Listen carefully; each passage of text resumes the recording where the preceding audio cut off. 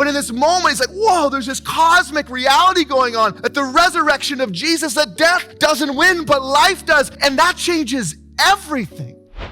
In the Gospels, there's a few different accounts of Jesus' resurrection. We're going to look at maybe two of them today.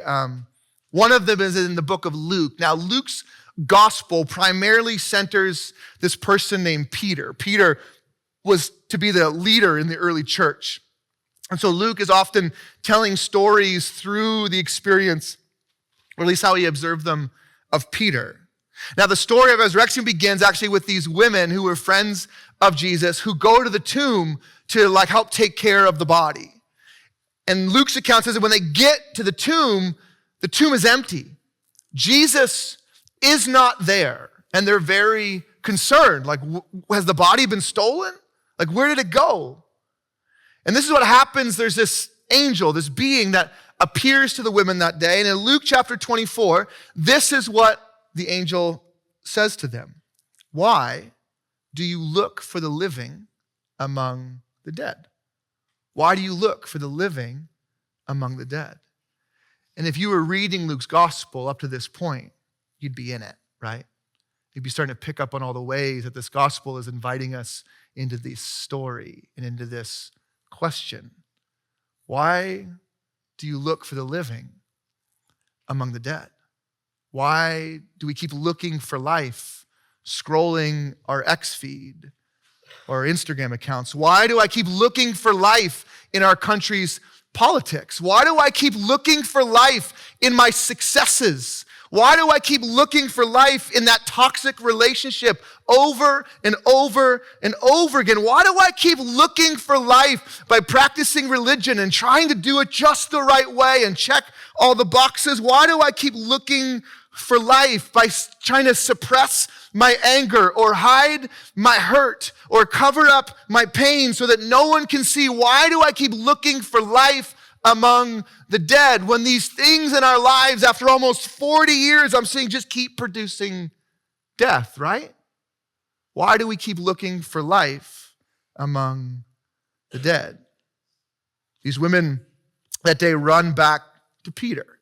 Say, Peter, the body's gone. It's missing. Peter's like, what? Right? He takes off running and gets to the tomb.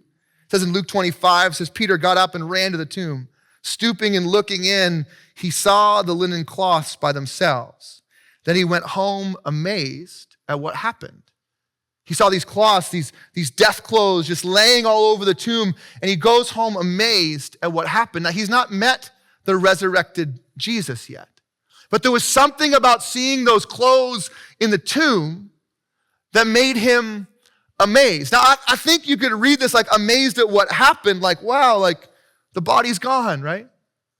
But I think what's going on here is he's amazed at what's happened.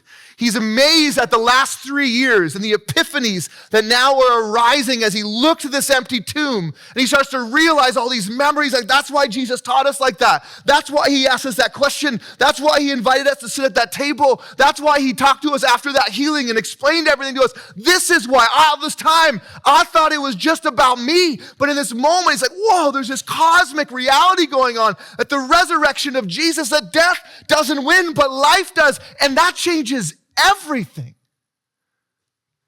He walks home amazed at what happened and is able to leave that clothing of death behind. See, this is the great claim of the Gospels, is that you can build your life around this trellis modeled in the life of Jesus. A trellis that does not lead to death, but conquers death over and over and over again and produces life and healing and a love for others and a greater capacity to be in community. It produces all this beautiful fruit to feed and nourish the world and the people around us. Now, if you know the Gospels, there's other accounts. There's this account in the book of John. I like this account a lot. I like the book of John a lot. The book of John is written after the other accounts.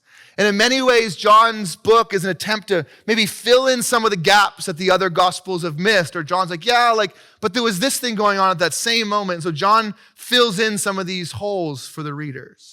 In John's account in verse 20, it goes like this. It says, early in the morning on the first day of the week, while it was still dark, Mary Magdalene came to the tomb and saw that the stone had been taken away from the tomb. She ran to Simon Peter and the other disciple. Now, if you're reading the book of John, you begin to pick up that John refers to himself as the other disciple. So rather than referring to himself in the first person, he often refers to the other disciple, which is him, John, the author of this book, right? So Mary goes to Peter and the other disciple, and then he says, the one whom Jesus loved, John, letting everyone to know that him and Peter are there. Peter, who the other gospel centers, is there with the other disciple, the one who Jesus loved. You think there was drama in the early church? Might have been. And said, they've taken our Lord from the tomb, and we don't know where they've put him. Peter and the other disciple left to go to the tomb. They were running together, but the other disciple ran faster than Peter. They were running together, but the other disciple, the author of this book, ran faster than Peter. Peter has a lot going for him right now. He's the leader of this early church. He's got a lot of great qualities. However, he's not a great runner, okay? Peter, this other disciple was the first to arrive at the tomb. Bending down to take a look, he saw the linen cloths lying there, but he didn't go in. Following him, Simon Peter entered the tomb and saw the linen cloths lying there. He also saw the face cloth that had been on Jesus' head. It wasn't with the other clothes, but it was folded up in its own place. Then the other disciple, just one more reinforcement here, the one who arrived at the tomb first. This is a really important point. John really thinks this is missing from the other three gospels, okay? He got there first. He also went inside. He saw and he believed. He saw and he believed. John is setting up this kind of maybe understanding about how belief works. That he saw something and he believed. Now, we read this in like a post-enlightenment mind, right? Like he saw some evidence with his eyes, and now he believes with his head the resurrection has happened. But we also know that seeing and believing doesn't only happen that way, right? That sometimes we see things like we become awakened to them. That we used to see things one way, and now we see them another. That we used to understand things one way, and now we understand them another. And this is how belief works too, right? Like there's a belief that's like, I've looked at the evidence and now I believe. But there's also this belief that's like in our guts, right? Like a belief that is from a different place than our heads. Like when you know that you know something. Like I can't explain to you all of the reasons I know this to be true. I just know it to be true. That we see and we believe in a lot of different ways. Again, these disciples, they've not seen the resurrected Jesus yet. But when they saw the tomb, they saw and they believed. There's this connectedness between seeing and believing when it comes to faith. It includes all of it. That we see with our hearts and our lives, right? That we believe with our hearts and our lives. A couple weeks ago, we had a community conversation, let's call it, about suffering here on a Sunday morning. And my friend Dwayne came up and we sat in these chairs together. And Dwayne is in and has been for years in a season of suffering. He said to me on the platform a couple weeks ago, he said, without God, I can't. And without me, he won't. I can't get this quote out of my head. Without God, I can't. And without me, he won't. I think it speaks to something about how seeing and believing works. There's a part of this that is God coming and maybe helping you see and understand in a different way. Sometimes it's a sense deep in our soul.